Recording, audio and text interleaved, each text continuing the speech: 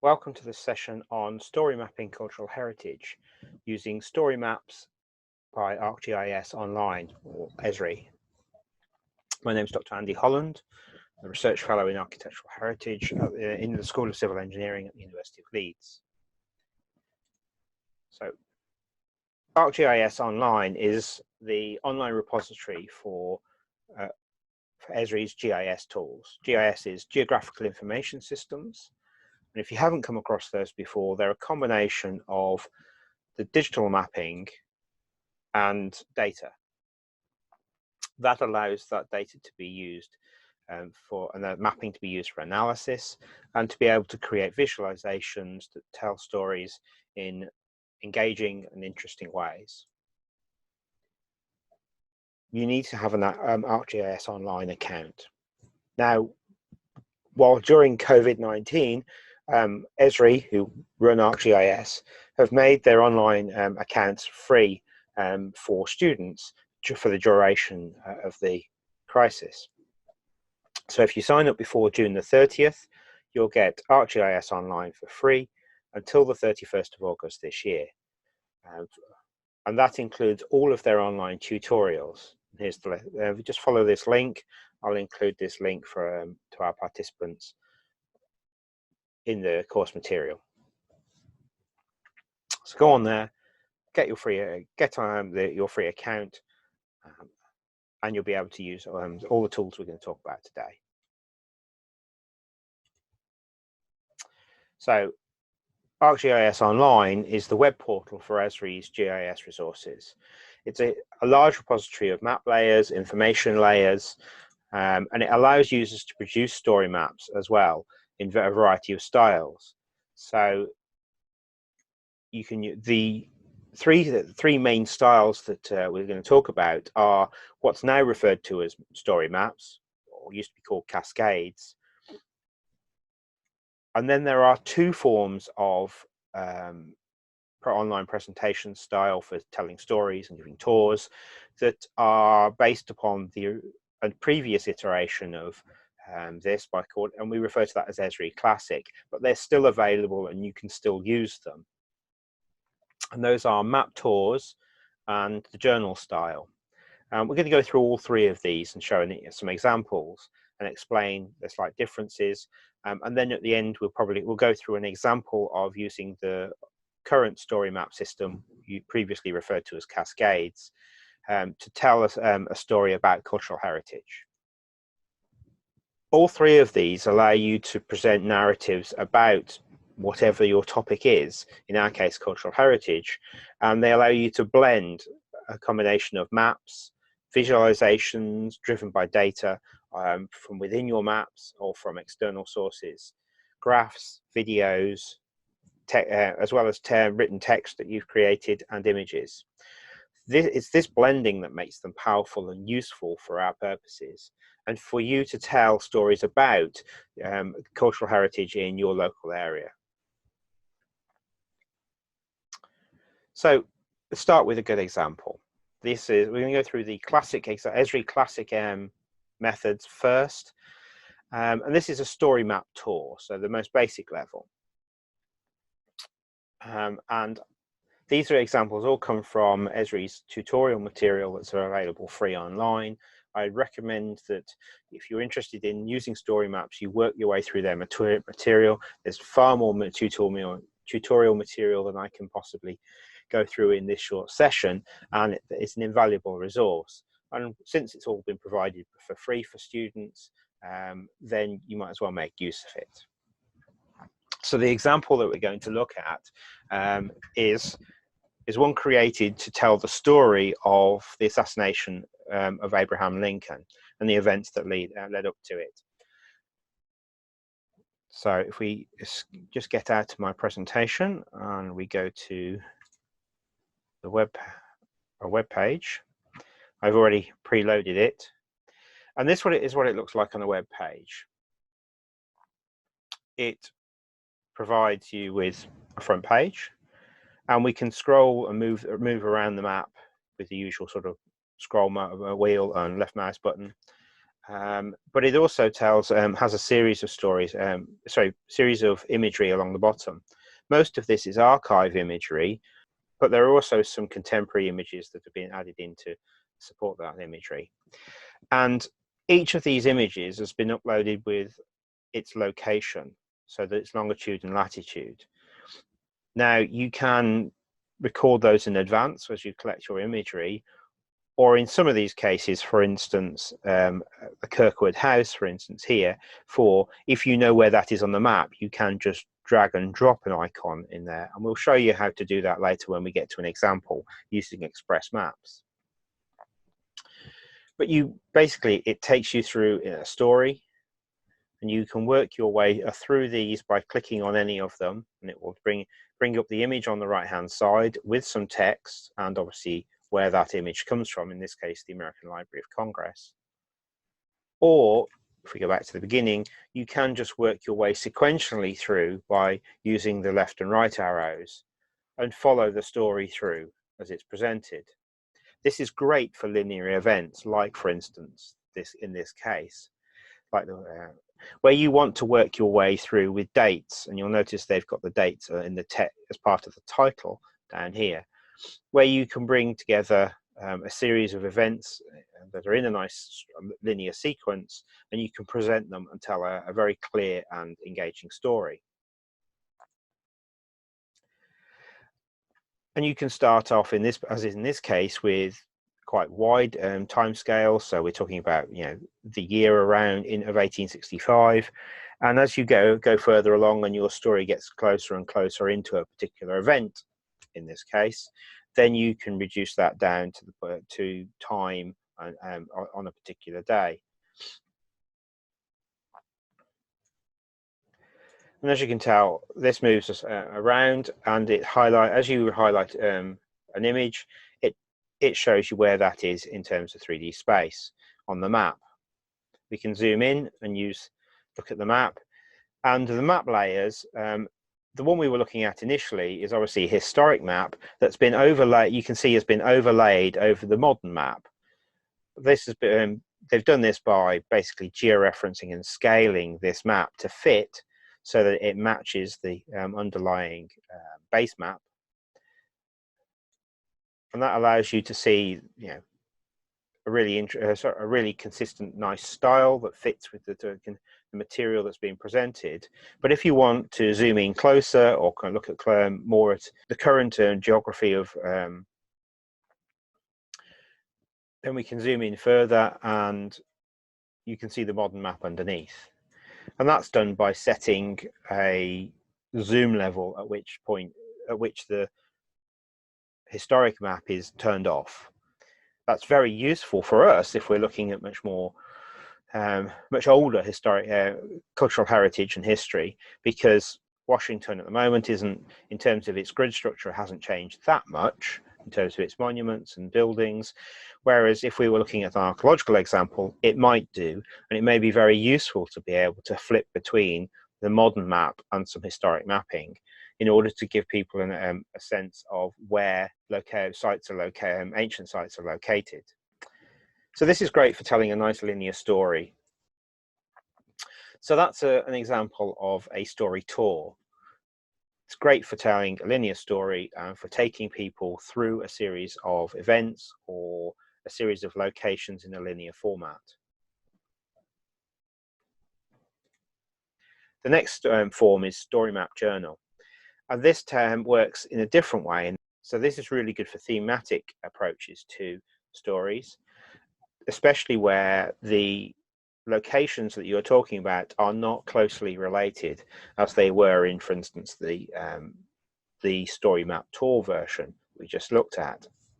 So in this case, this is a theme example that's looking at abandoned islands around the world and looking at their similarities and differences.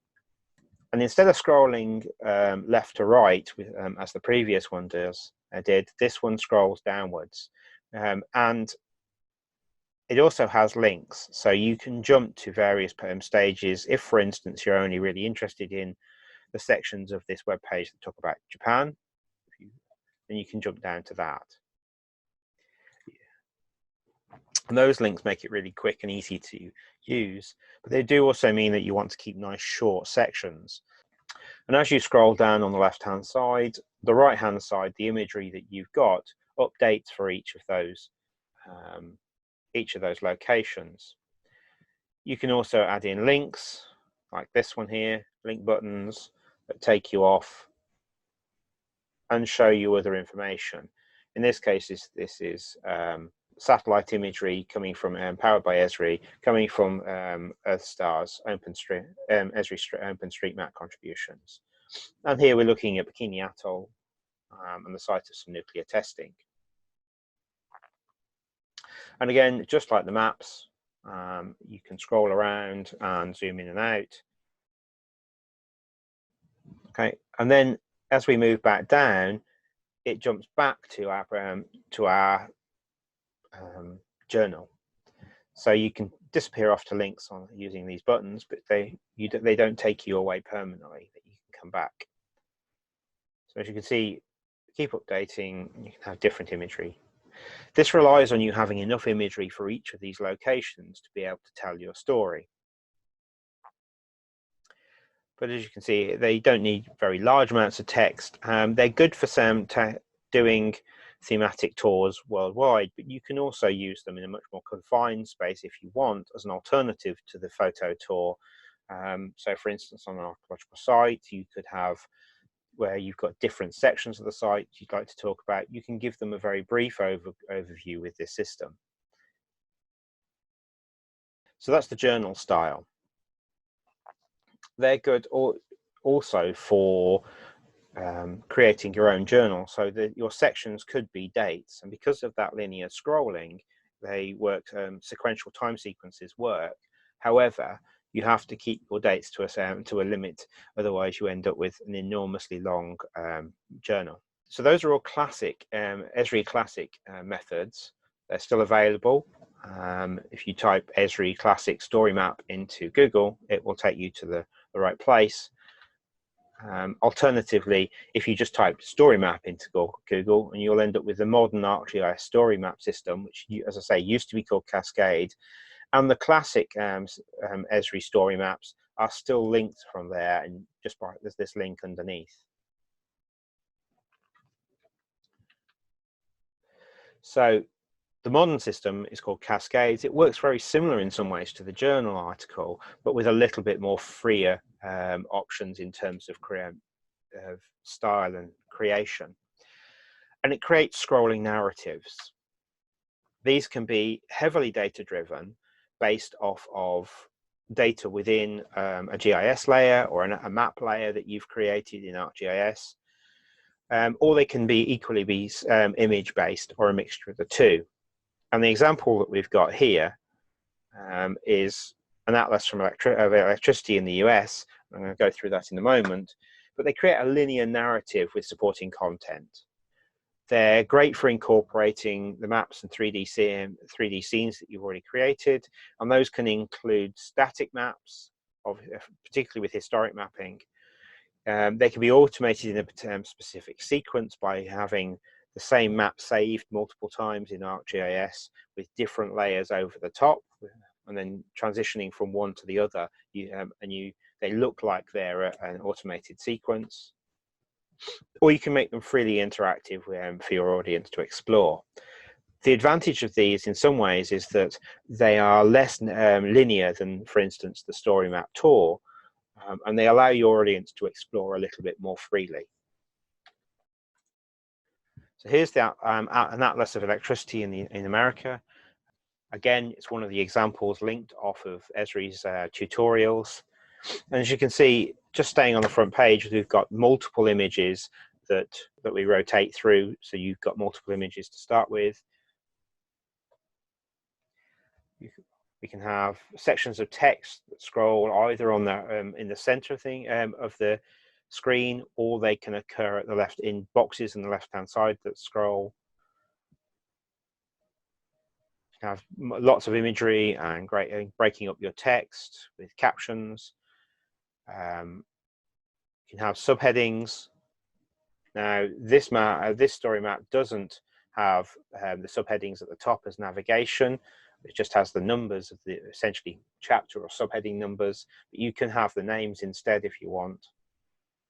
And the other great thing is it incorporates graphs. These graphs are being generated off external data, so the US Energy Information Administration. Again, using ArcGIS's visualization tools. And then you can use mapping of ArcGIS's mapping system. And this mapping is, these dots are driven from a layer of information that's been uploaded. These will be just their X and Y coordinates. So you can create an Excel chart with, for instance, these are power stations. The name of a power station, its X and Y coordinate.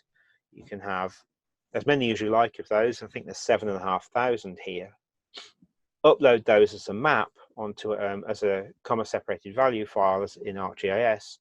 It will interpret those, spot that you've got longitude and latitude on your as two of your columns, and automatically drop an icon, in this case a small red semi-transparent small red dot, onto the map in those locations, and thus automatically generate your map.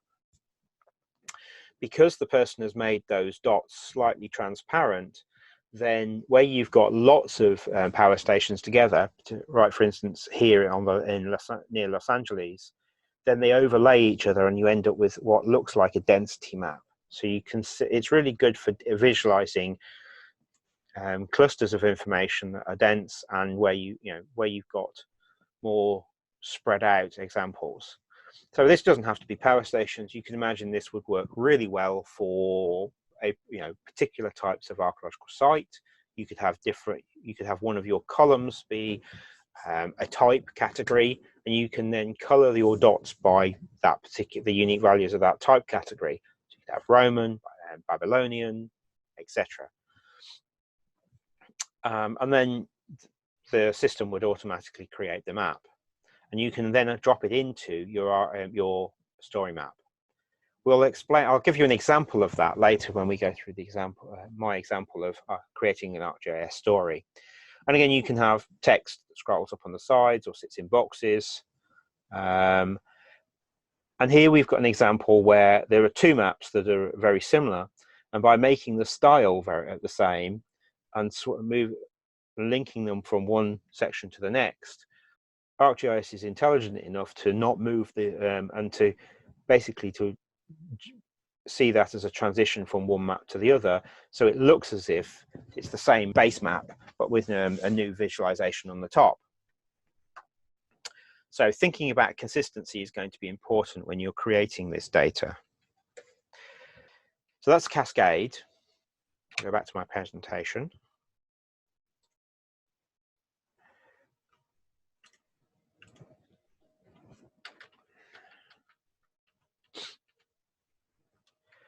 So before we go through an example, let's talk about how do you do this? What's the process to do this and create these stories? So just like the previous example material that we've looked at in the other workshops, key to game success is planning. And for creating an engaging story that tells the narrative that you're trying to get out there are 4 main stages to planning. Firstly, identify who you're going to be talking to. Who's this work for, and who are you trying to reach and engage with? Then think about what it is you want that audience to have learned by looking at your content online, at this story map. So what are your key takeaways? Then think about what material you've got and what material you'll need to collect. In other words, create a content inventory. And then finally, start drafting the outline of of your story or your story map. If you do it in that order, then when you get to the point where you actually start to draft out what it is your text and your images and your maps, then you already know where you're going, and it creates a good flow to your story map, which engages your audience and stops them from getting lost or confused about the message you're trying to tell. So identifying the target audience, you can't target everyone because they all have different knowledge, there are different languages involved. So picking your target audience is essential. The way that you present your story and the narrative that you're trying to get out there is based upon that target audience. If you're just talking to the public and generalists, then you want to avoid lots of jargon and lots of technical terms. You want to keep things nice and focused at an appropriate level of detail, not going into too much detail, technical, unless it's essential. And that will make the story nice and easy to understand and keep it appropriate. If you're targeting a very specialist audience, so a group of peers, architects, or cultural heritage specialists, etc., then you don't need to cover the basics in very much detail, because they should all know that. They're all specialists like you. And the level of detail and technical expertise that they'll have will also be higher. And so you can be much more specific and go into greater detail with the information you're trying to get across. But if you do that for the public, you'd lose them and they wouldn't be interested. And they'd probably browse away to another site. Thinking about your target audience, how do you make them relate to your story or the narrative that you're trying to talk about? One of the good ways of introducing relatability in your story is to produce empathy through interviews. So interviewing somebody in a video, you can include the sections of that video in your Storymaps presentation. So I say video interviews, highlighted quotes in text that condense a particular point down really well are great ways to give them a snapshot of what you're trying to say, and it keeps them engaged and also keeps them interested if they've been only browsing lightly through your material. And a good way to do that is to look for common experience, something that links your audience to the narrative you're trying to talk about. So find a scenario they can relate to. So often, the most powerful of these will also have contrasting circumstance. So if you're talking about a particular site and its cultural heritage and people who live near or close or on that site, and their experience of conflict and what happened to the site during conflict, then interviewing them and talking about their experiences, often you'll find a common about that might be cooking or sport or some other common interest that took place during contrasting circumstances of conflict, for instance. And that contrast is a good way to make your audience both empathize with the people that you're interviewing, but also understand the differences and the challenges that you're also trying to discuss. So defining your takeaways. So what are the key messages that you want to get across with this story? And the good way to work that out is to ask yourself, why are you making this story? What is it that you're making it for? Because if you can answer that, usually that includes the messages that you're trying to get across. It's important not to have too many key points that you're trying to get across, because if you're trying to tell too big a story with too many things that you want them to remember, it won't work. And you keep it nice and simple. Usually 3 points are a good thing to stick to. So those might be, I want my audience to understand at the end of this story map the general history of a particular site. Or one of the key points might have been that during a particular conflict, this site was damaged because of a particular reason, whether that's troops blowing things up, and your point might be that by doing that, they've damaged everybody's common heritage, and we are poorer because of it. Or it might have been through negligence because they didn't realize it was an important place, so an important site. So one of your key points might be to ensure that your audience understands the importance of a particular cultural heritage site. So those are examples of some of the key points you want to get across. They can be closely linked, but don't have more than 3, maybe 4.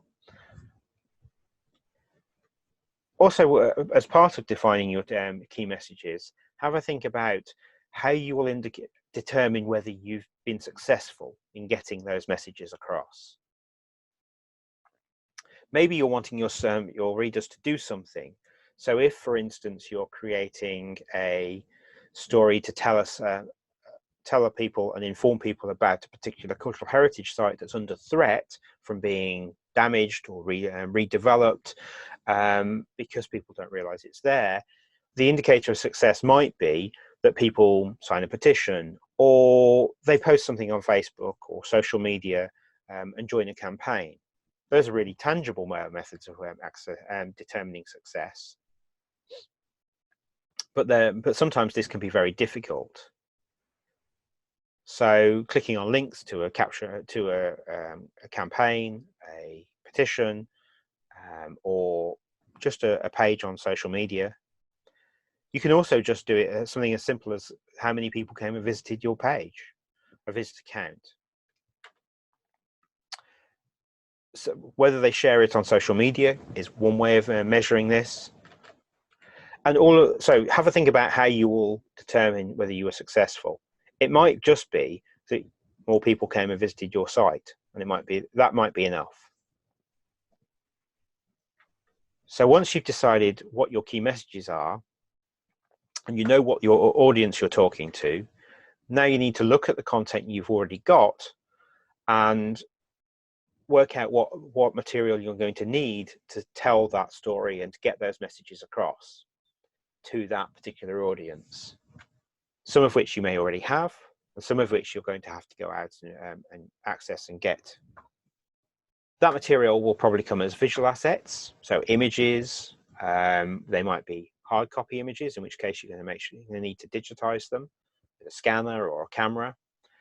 They might be graphs or videos of interviews, for instance, or historic videos from archive material.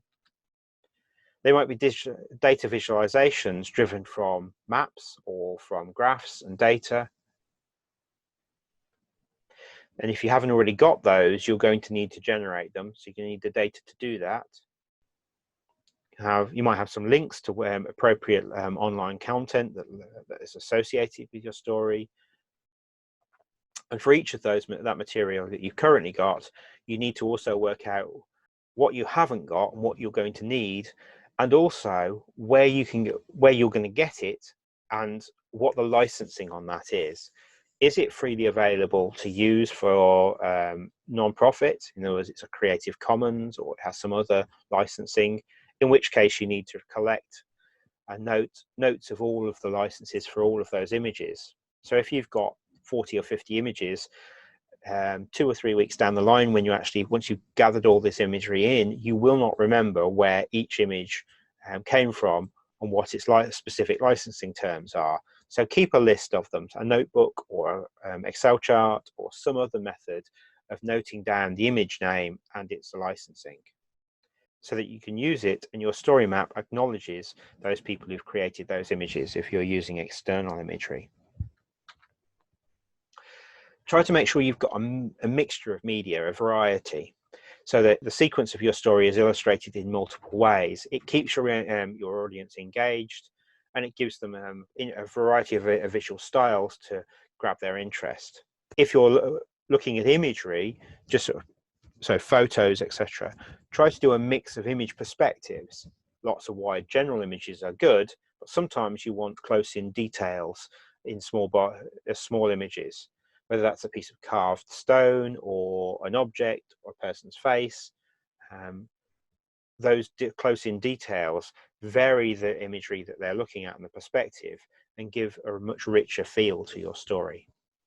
For the imagery and your visual assets and the visualizations you create, if you can, for any that you create, make sure you've got a consistent style to them, a presentation, so that they look as if they belong together. It makes your story map gel together and work as a whole.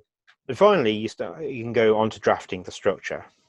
Start with section headings. So work out what your general pattern of your story is going to have, what the headings you're going to have, and then bullet point those out, arrange them in a good narrative flow. So all of the sort of key points for each of those section headings are bulleted out. Start to add in your imagery and your visualizations, because those are going to take a lot of time. They're going to be a big part of what you do. And once you've done that and you're happy with the way they look, then go back to the bullet points and expand those out into normal text if necessary. It may be that some sections work really well as bullet points. If you're wanting to get a couple of points across that are all linked together in very quick, concise method, then sometimes bullet points can work really well. But generally, you probably want to expand those out into text. So that's how you plan and execute a story map. But showing you on slides is okay, but you get it better if we go through an example. So the example I'm going to use, I wanted a very simple example.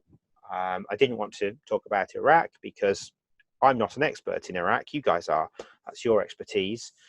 I'm an expert certainly in my own cultural heritage, and that's in a city in the north of England called Bradford. And we have a particular type of intangible heritage in the form of food. Bradford as a city is famous for a particular type of food, and that's curry from the Indian subcontinent.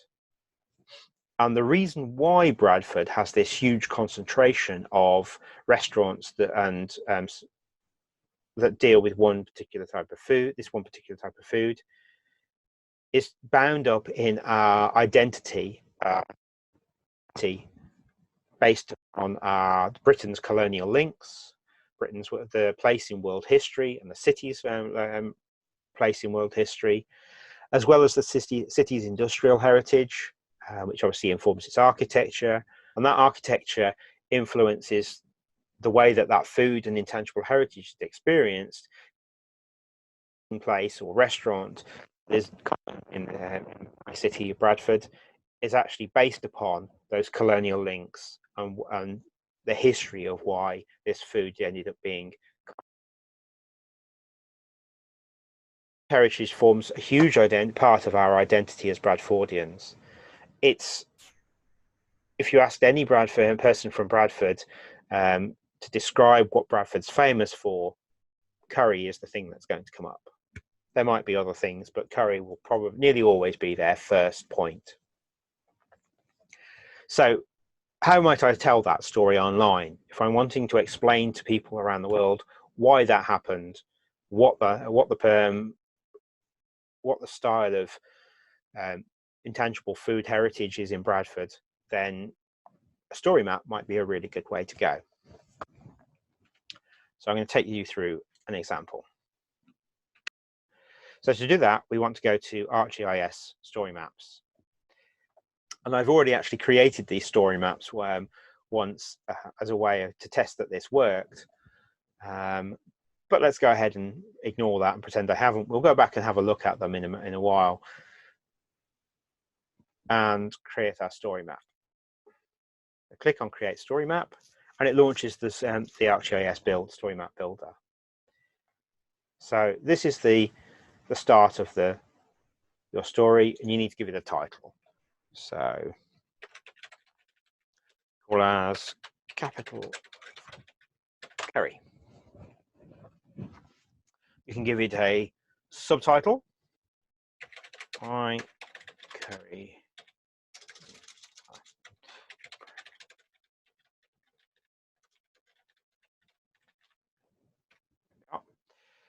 It's currently a draft.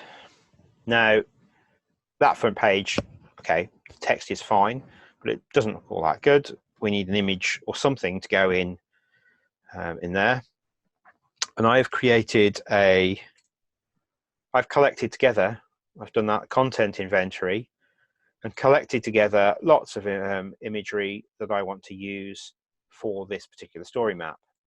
I've also got in my several other files. I've got an Excel file, which we'll talk about in a while. We can generate a map off, and somewhere in here, I've collected together all my text, which has allowed me to edit it and use all Word's editing functions, checking the spelling, etc. And I've created that in a Word file to make it nice and easy to refer to. So I've got that in one location. So I click on Add Map. So if I browse to that in here, we need an image for Bradford. I've decided I've got this general image of the centre of Bradford, will work quite well. Click Add. We can change that title in a while. There we go. So we now have a front page. Now to add more detail, so we click on the plus box and we added our first heading. And I'm going to open up my Word file where I've collected together and planned out my story.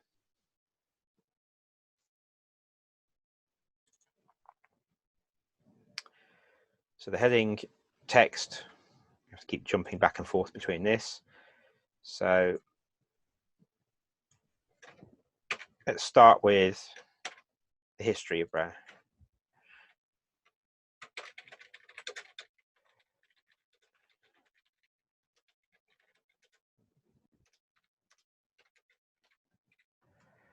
There we are, one heading.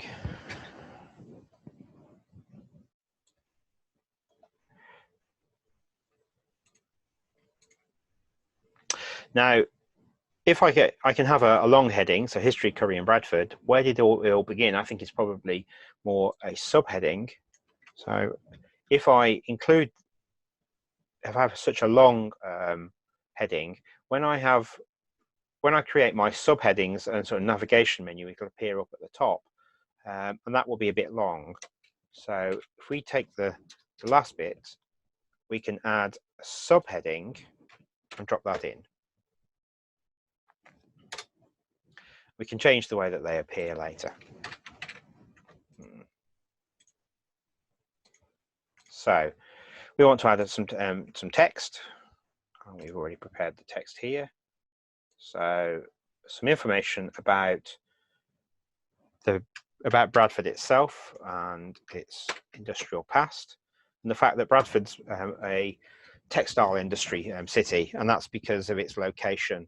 Is close to good coal, iron, and soft water resources, which make it perfect for textile manufacture.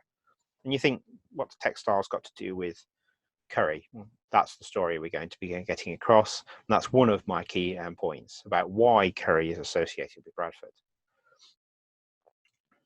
Now, the architecture of that textile industry is large mills, textile mills. And I could just show a map of those, or I could show an image, but in this particular case, I want to show a video.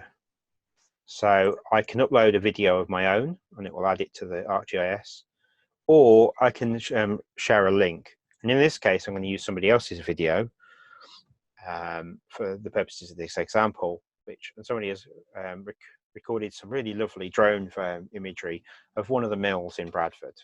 So I'm going to add that. There we go. And so we have YouTube, in this case, video of the mills in Bradford.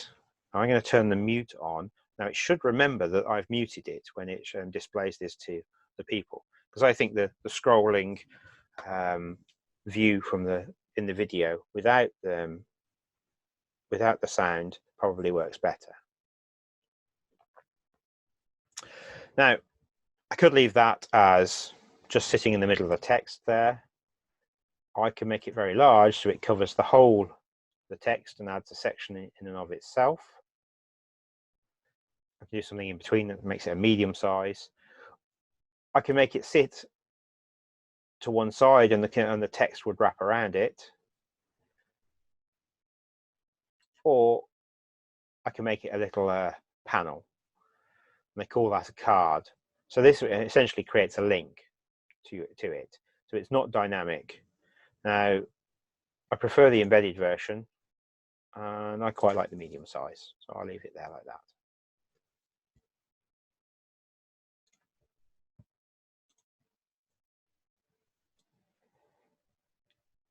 So a little bit of text. carries on my story.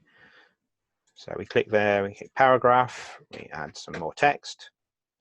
So part of the reason why Bradford has curry is that by the 1950s, First and Second World War had vastly reduced the population of my city and all the other northern cities of England.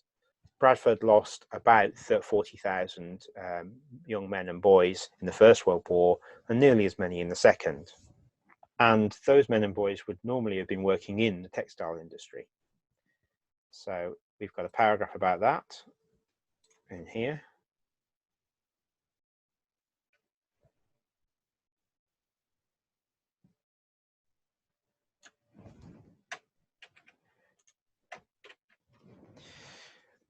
And to fill those the demand for those workers and for more men to come in and work in the textile industry, the textile industry in Bradford and many other northern cities started to look further afield into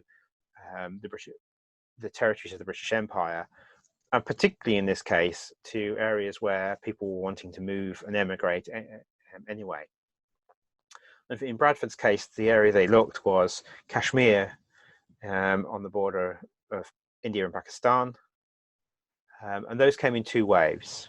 We've got in the 1950s, they all came from an area of Kashmir, of Pakistan-controlled Kashmir, and then in the 1960s, the building of the Mangala Dam destroyed the settlement of Mirpur on the border of India and Pakistan, and the people from those settlements that were covered by the dam also wanted to find somewhere to emigrate to.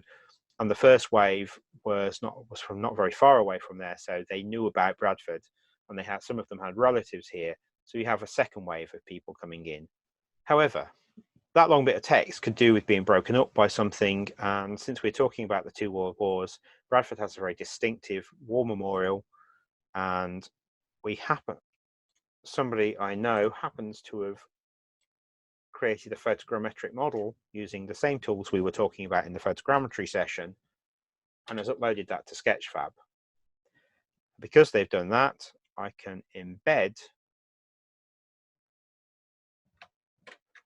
a link to that using the embed tool. So I clicked on the plus, embed, and then I pasted in the link from Sketchfab of that 3D model. And I don't know whether it's going to work because I'm sharing my screen at the moment.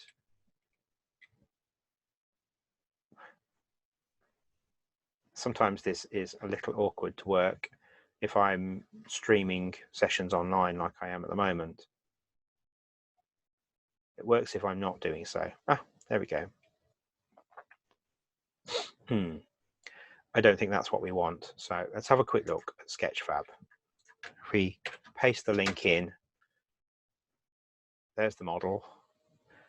And in this case, I need to use this embed information here. So click on the embed.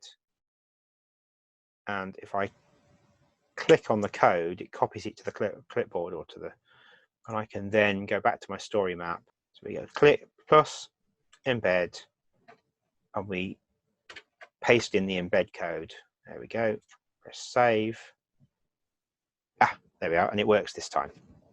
That puts the 3D image into my story map. If I click on it, then Sketchfab's 3D viewer is automatically loaded, and I can rotate the image around, and I can look at this 3D object. And that will work with any 3D object that you'd upload or building that you'd uploaded to Sketchfab, just as we talked about in the previous session on photogrammetry. This particular model is made by some colleagues in the place I used to work, which is Bradford Visualization, Bradford University, so I'm grateful for them for letting me link that and use it as part of this example. All of this imagery, of course, I can add captions to. So for this 3D model of Bradford's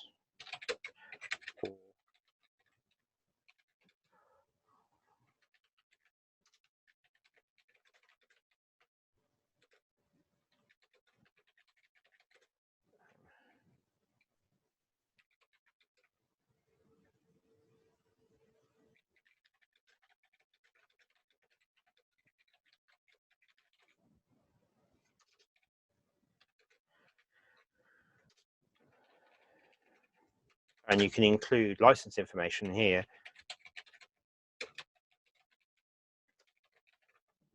So there we go, just to make sure that we are making sure we are acknowledging who owns this work and who's done it.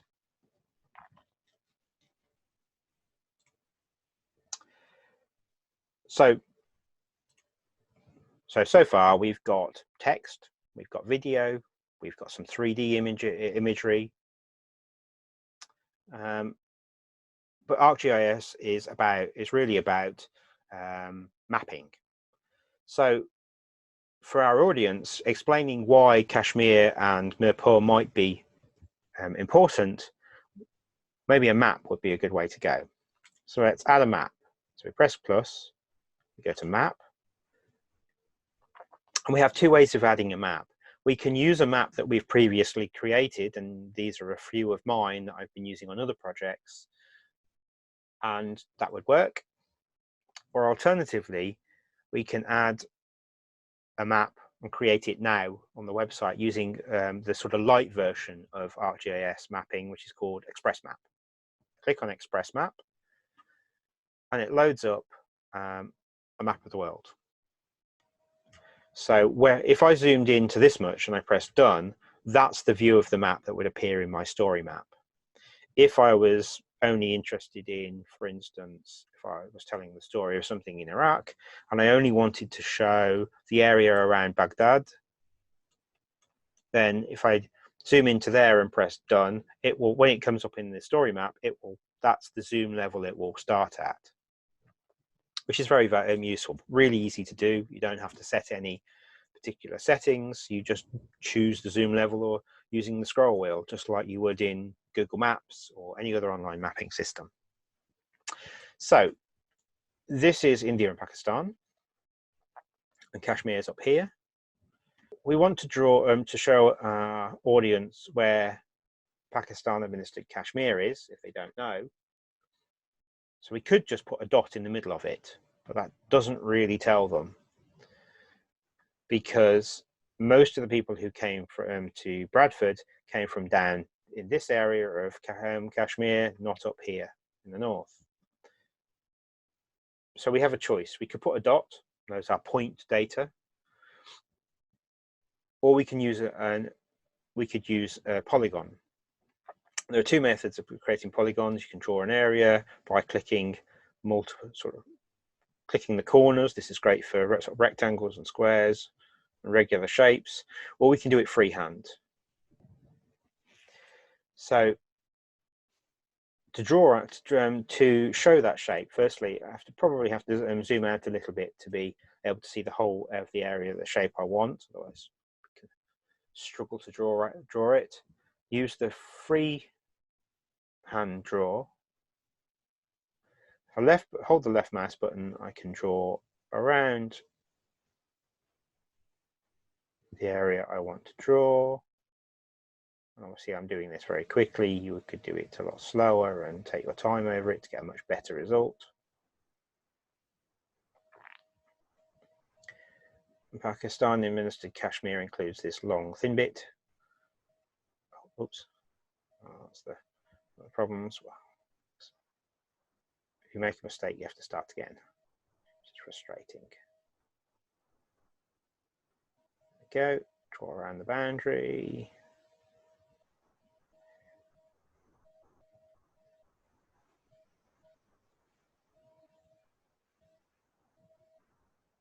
We're going down here. We draw around it, and we can create a shape.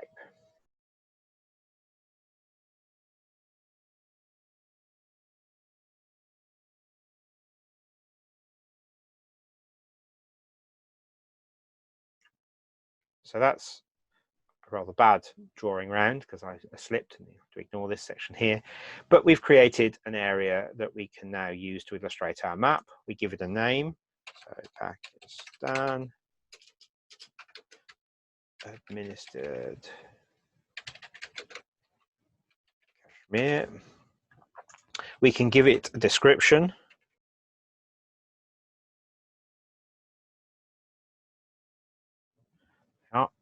We can also add an image, a thumbnail image, and I've got this lovely picture of Kashmir I found on the web, which we'll use just for the example, for the sake of this exercise.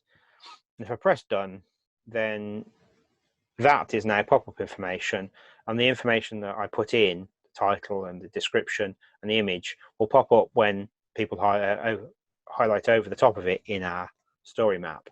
Change the color, let's just say we want it red. So that's an area, but we also know they came from a particular place by the Mangala Dam called Mirpur in Pakistan in the 1960s. And you can search by place. So if I put Mirpur into search, unfortunately Mirpur is quite a common name in the Indian subcontinent, and as you can see, we've got Mirpur in Sindh in Pakistan,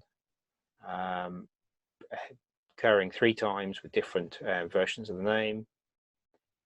We've got Mirpur in India and Mirpur in Bangladesh.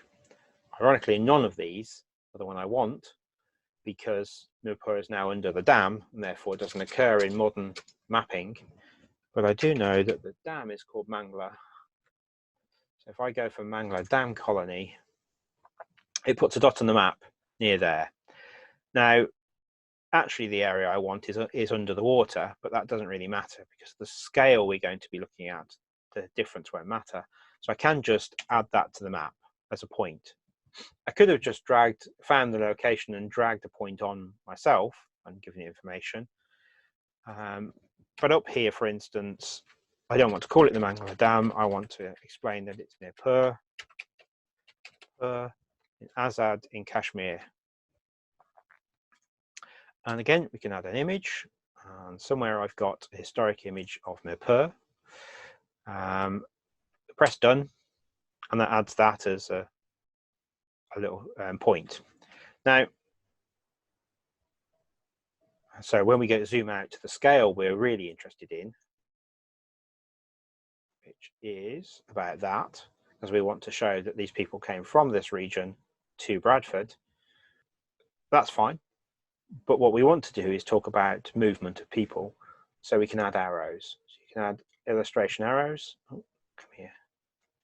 Left click, and then we can zoom in and put it into Bradford, which is there. It's one arrow. We can add a second arrow for the 1960s migration from there. Again, to Bradford. I'm going to put a point on Bradford, just so that Bradford. Okay, and we can reuse that image we used earlier. Okay, so now we have a map that starts to tell a story. We can even add text.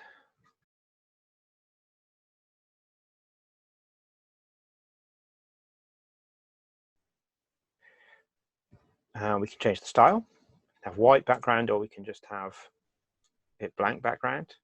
I think it doesn't work very well with the blank background. So I'll put a white background on it, change the size and the shape. Put that one there. And then maybe we'll put a second one on to tell the story.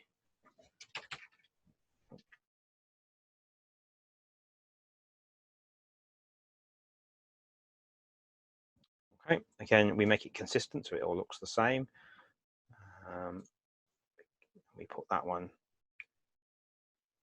yeah, put that one there like that. Okay, so we have a map, we've drawn an area, we've put some points on it, we've put some text on it, and we've put some arrows on to tell a particular story. Press done. And that map now appears in our story map. And as I said before, the zoom extent that when we press done is the one that's retained. So that looks really good. Note that it clipped it a little bit top and bottom. Again, we want to add a caption to this. So we have I've already got a caption already in my text, so that's all ready to go. So We've created a map using the Express Maps. That works for simple stuff. And so all these people moved to Bradford. They're working in the textile industry, and predominantly men who came to Bradford. They didn't tend to bring their families. It was young men who immigrated in the most part.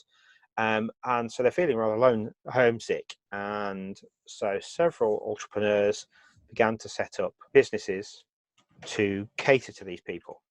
But being new immigrants to the city, they didn't have a lot of money, and therefore couldn't afford new properties. The restaurants they set up started in small houses, and that's how we ended up with curry houses. They were literally rooms in houses, and as they grew, they took over the rest of the house. We have an interview with one of the people who set up one of those early curry houses in Bradford, referred to as the Sweet Centre. And so we've got a quote from an interview with them that was done. So we could just add that as text, but it stands out much better if you add it as a quote. We put that in there. Put a bit more text in.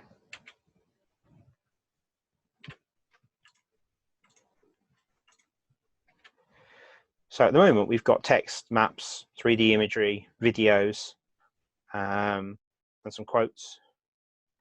And those are all good, but we could probably do with some images. Second quote in, there we are. So let's add some images. We click on image, we browse our files, and we put, annoyingly, you can't pick more than one image at a time, so you have to do them one at a time. And that's a bit frustrating. So we start with this one, please.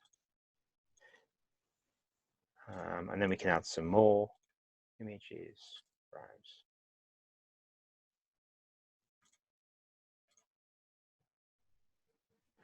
So some images from the restaurant, from the Sweet Centre.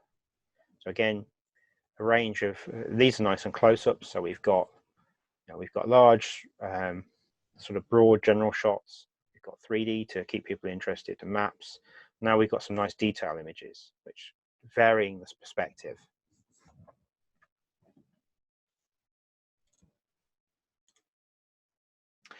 Now there's more I can add in. I've got plenty of material, but let's add some information about the actual locations of these in Bradford. So we put a new heading in, and the best way to show that would be a map. We could go through and manually put in all of the locations in Bradford as points on the map. That would be very slow to do, but you could do it. However, there is another way to create a map. So we click on map. That's through it. We could have done that manually through Express Map. Alternatively, we can create a map in ArcGIS online and then use it and save it in our account, and then it appears here. You can see I've already done this once, but we're going to take you through the process. So if you type ArcGIS online into Google, and it'll take you to your general ArcGIS account rather than your Storymap account. They're linked, but you can't get to them directly, so you have to go browse in through a different route. You click on map. We can create a new map. So again, in here, I'm zoomed into Baghdad for some reason. Dewsbury, Bradford. There we are. So again here, I could add detail and layers myself and drop in points. Alternatively, I can add a layer from a file, and that could be an Excel chart saved as a comma separated value file. And that means you can collect all of the data together in an Excel chart like this, and then dump it all into a single map all at once, and I'll make ArcGIS do all the work for you, basically. So in this file, I've got the name of the restaurant. I've got its longitude and latitude, or X and Y coordinates, I've called it, but it doesn't matter what you call the headings. If you call them X and Y, it helps. I've got a URL, so an online path to a picture of that restaurant. I've then got a link, and we're going to call that link, not his video. So I've got a link. So that might be a link to a review of the website of the restaurant, or it could also be a link to a video. So in this case, we've got a link to a video, and that will show you why that's useful. And then I've got some text to describe it. Now I could put a category in. So let's call this category. Let's talk about how much chili. Let's imagine that we could categorize our restaurants based on type. So we might have Indian, Chinese, etc. Or we could categorize them on the quality of the food. So how many stars they were rated at, or any other category. In this case, I'm going to make up an arbitrary category of how hot the curry is. This is just me making them up. So we'll give these ones. Actually, no, sorry. We can use anything as long as it's consistent. So we could use numbers like ones, or I could just put mild. This one's hot.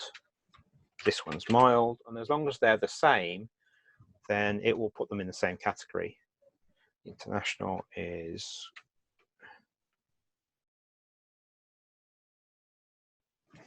we call that heat.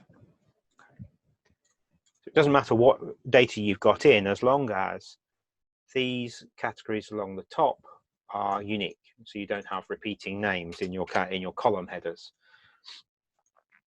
And these are going to be really useful. Knowing what these are is going to be really useful. In a minute, you'll see how we use those. So you could build this up with thousands of entries. This is how probably the example in the electricity example with the power stations was done. I'm sure they had a name of the power station, its X and Y, its longitude and latitude coordinates, probably its power output and its type, whether it was a coal or petrol or whatever power station. They can do all that. You can do all the gathering of the data in advance, and then the creating the map's very simple. We first file, we save as, and we save it as a comma separated value file, or CSV.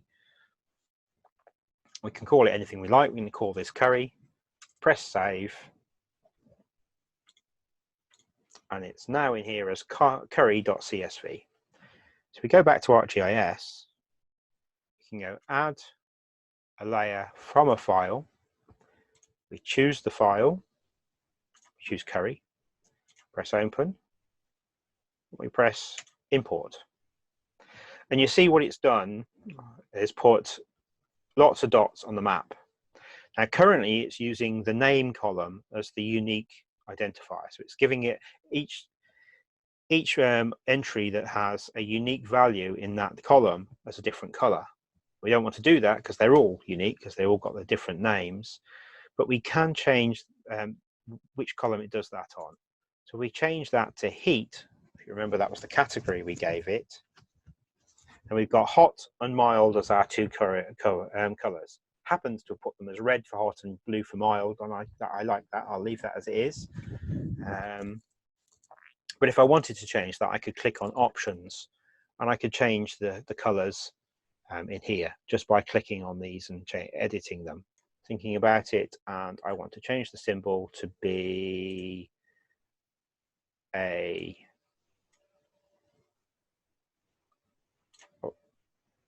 one of those sort of marker points, and probably move that up to make it a lot bigger. Make it 30.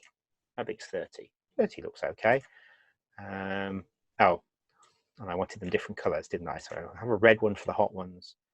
We do the same for the blue ones. We'll have those mild. We make that 30 as well. Press OK. So we now got blue and red. So that's better. That's more easier for them to see. So we press OK.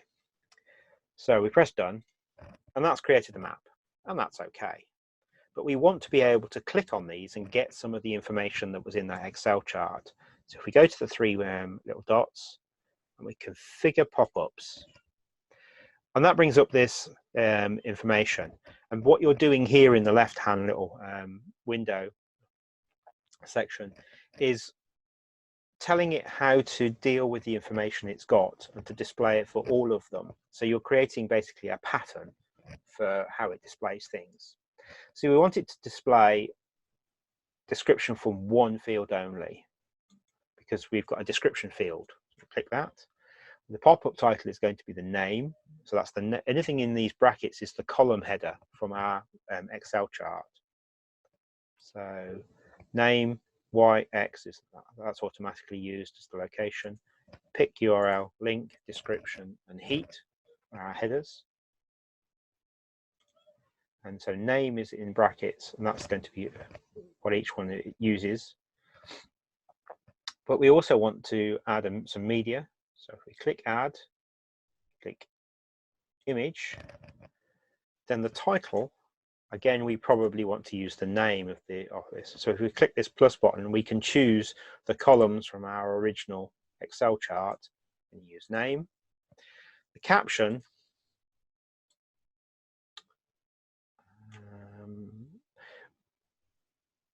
so the caption, we could have had a column with the licensing information. So whether it's Creative Commons and who to include. So I could click that, choose that if I wanted. I don't have in this one, so I'm going to leave it blank. The URL is the path of where the web address where the image is hosted. So we called that pick URL in our Excel chart. And link is the information in the chart we called link as well. So that web link or video, we click on that, we press OK. So that looks good. Ignore this middle box, press OK. And now when we click on an object or one of the restaurants, we get a description, the image, the title of the image. Okay. And that looks okay. Probably isn't quite right yet, so we can go back in there and configure pop-ups again.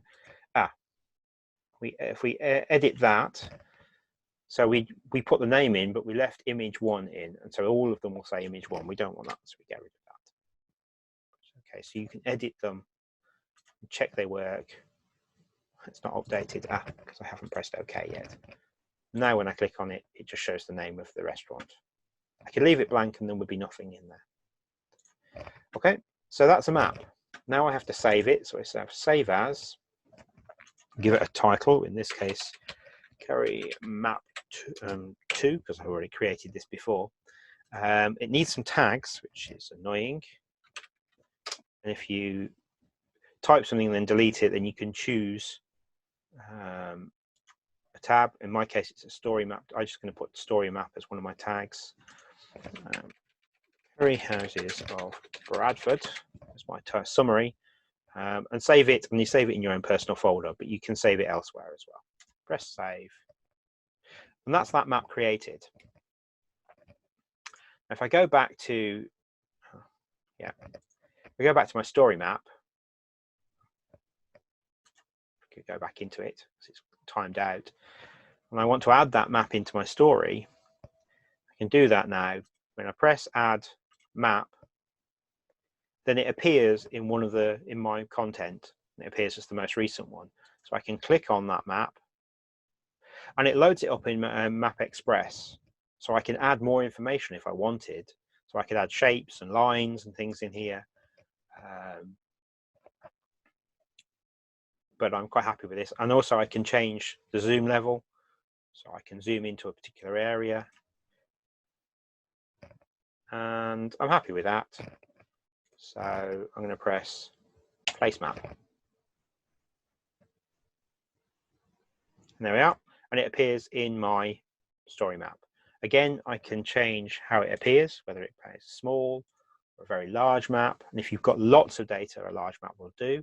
If you remember the electricity one, that was spread across the whole page. That was a large map. But in this case, I'm going to go for medium. And then finally, you can also add links. So at the bottom of this, let's assume all the people who have been reading my story have decided, yeah, that sounds great. I want to know where I can go and find out more. Where should I go and eat? So again, that looks like a subheading, so we don't want that too long. So we change that. can add a subheading. Okay. Because it's a subheading, it makes it smaller than that one. And I could type more text, but TripAdvisor has this story called The 10 Best Indian Restaurants in Bradford.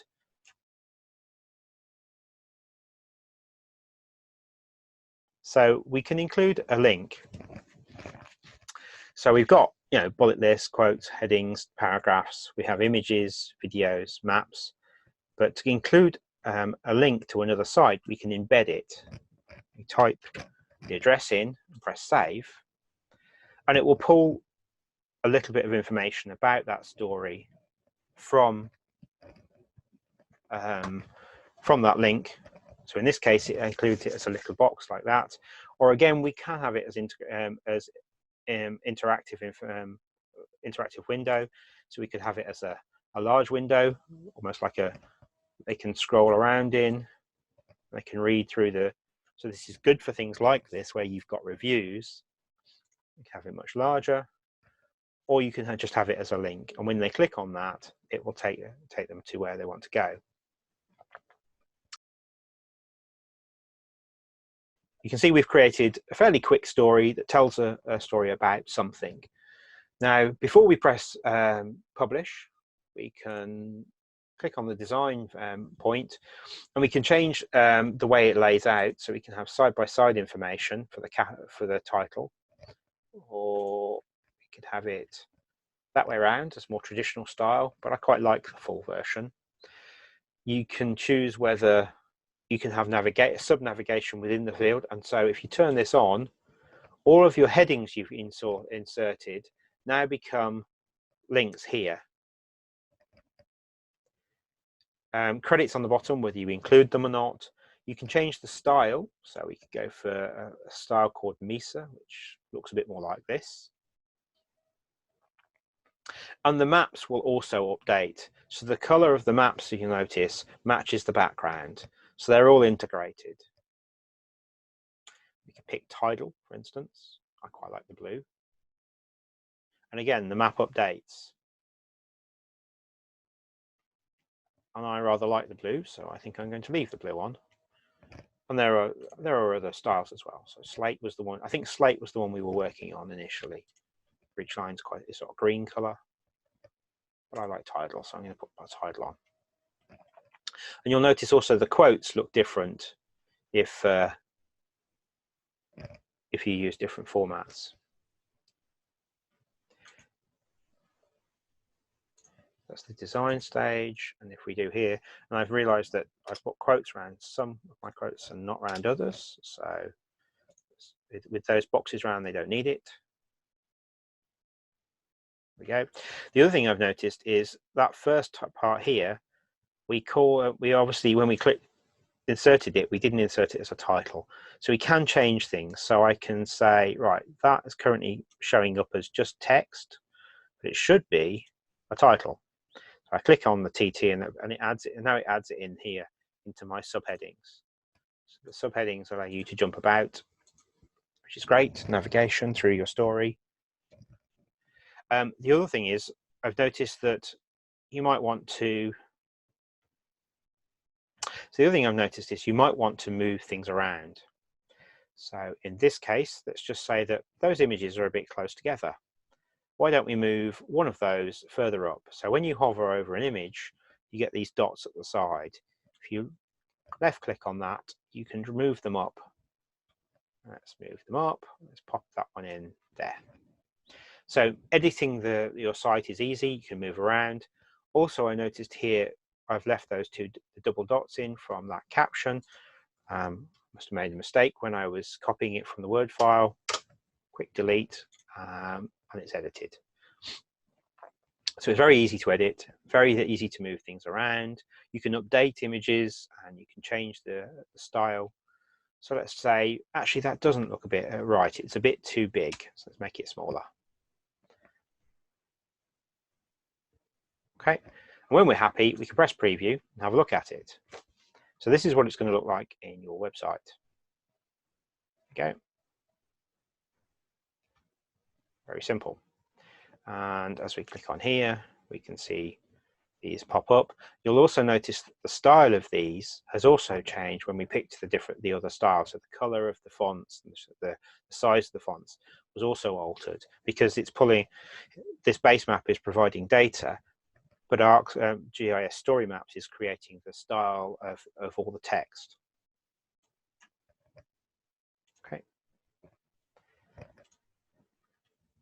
Yep, so we decided that looks great. So now we need to back to edit. Now we need to publish. So we can choose, press publish and choose who can see it. You can have it so it's just you, which is great if you're getting this ready, it's in draft and it's not ready to publish yet and you want to share it with people. You can share it with just the people in your organization, and that's an organization associated with your ArcGIS account. Or you can put it for everybody. Publish story. And it checks that everything is available.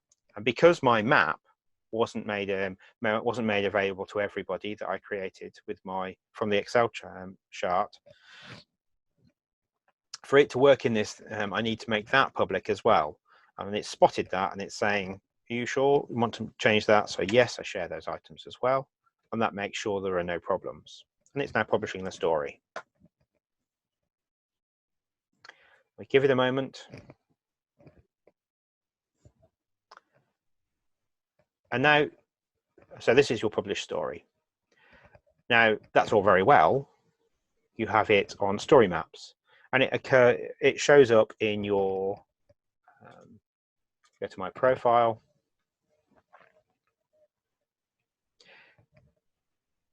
It now shows up as a story map. However, you probably don't want to have it just on your ArcGIS account. You probably want to have this as part of your web page. So the next section is how to get this into a web page. That's nice and easy. For that, you need this long alphanumeric number. Just copy it and save it into a notepad or a Word file or just somewhere where you've got it safe for the moment. But that number is the unique identifier to your story. Go back to my presentation.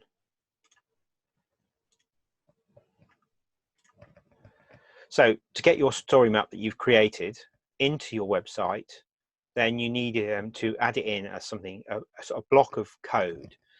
That sounds scary. It's not. It's a really simple piece of code. You just copy and paste and then add that alphanumeric number in. So, and it appears as an iframe or a HTML code block. Now, most sort of website terms, so website providers, and we're going to use Wix because that's the one I use for a lot of my projects and for this project, allow you to insert iframes or HTML code blocks. So in your ArcGIS on account, when you were looking at your story, as I said, make a note of that alphanumeric code. So once you go into, in this case, Wix, we can create a new page. Then we go to add, more, HTML code. Also embed a site, that's the other option, and you could add the whole address in, but we're going to use the HTML code.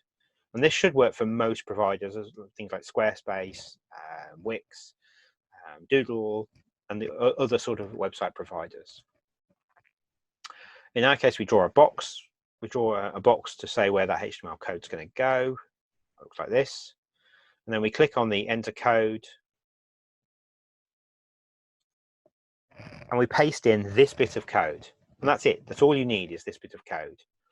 And in where you replace the square brackets and the yellow highlighted bit with the identifier that you copied off from your story map. And that's it. Your story map should now appear as a page on your website. That's how to, so putting it onto a website is really easy. Story maps are a fantastic way to tell stories. So, and there's some resources here, some web resources, most of which are coming from ArcGIS, on how to do this. There's also plenty of material on YouTube and other online sites. Go away and have a look at them. These are just a few examples of how to get started, how to plan your story, and how to some more sort of in-depth information about how to use Express Maps, which is that light version that you can use in ArcGIS. But that is essentially how to create a story narrative using visualizations, maps, blends, videos, 3D content, text, and to tell an engaging story about a piece of cultural heritage. Okay, the example we used was quite light-hearted, about curry, but it could be about anything. It could be about that incredibly important archaeological site that you're interested in and nobody else seems to know about. It could be about the buildings or a neighborhood in Baghdad or whatever other city you're in. It could be the story of a particular conflict or a particular community. It could be telling something intangible like the food, for instance, or the crafts, or a particular specialism within an area that is being affected by a conflict. Was that because people moved, as in my example, they emigrated somewhere else to get away from a problem? In my example, that was the flooding of their villages by a large dam, but it could equally be a conflict or social oppression or any other reason. If they moved, that movement of people can change things, can change the culture, it can change the skills that are available, how people behave, or in my city, the food we ate. So story maps is a great way to tell that.